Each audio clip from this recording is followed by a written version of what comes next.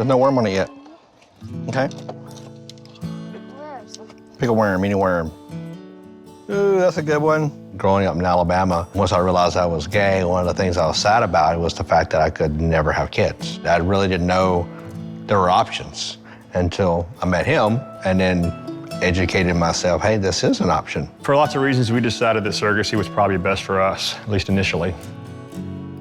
We could have done surrogacy here in Texas, but only one of us could have been on the birth certificate. So we decided to do it in California. This is my surrogate mom. And with Dr. Claire, her name is Melinda. See, this is right before, a little bit before she had me, and this is when she had me. This is when my sister first met me.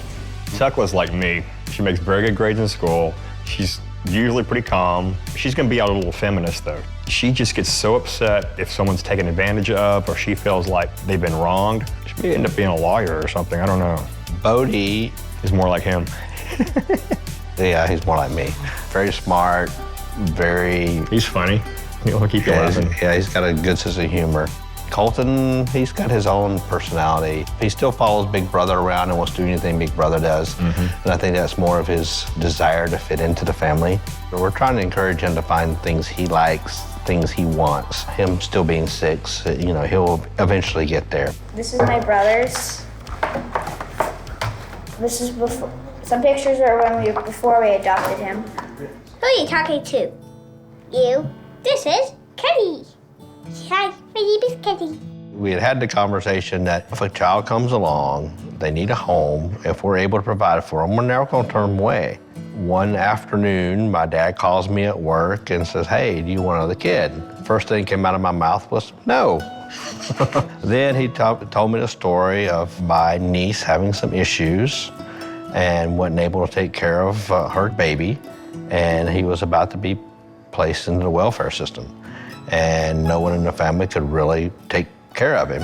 And so Greg and I talked about it, and we lined up attorneys here and said, let's go for it. We had about a 2-week notice, right, before the court date? Yep. First, we had to hire a lawyer in Birmingham, and then we got a home study done pretty quick. Went to Alabama, and they wouldn't talk to us. Yeah. The judge wouldn't even talk to us. Despite everything we sent them, the home study, even though we their were marriage married, license, and then the Obenfeld everything. decision came in June, and our lawyer sent more letters to them saying, this is a married couple now recognized by the United States.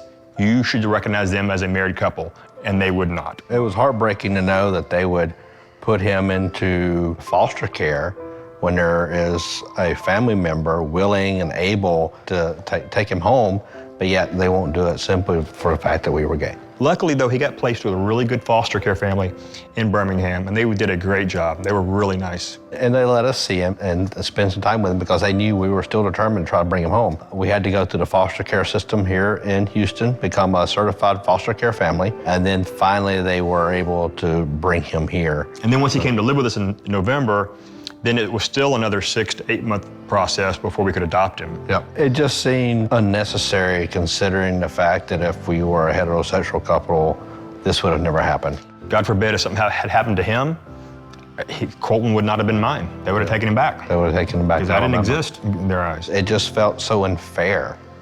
To think that he might be bounced around again as something must have happened to me was just like unbelievable.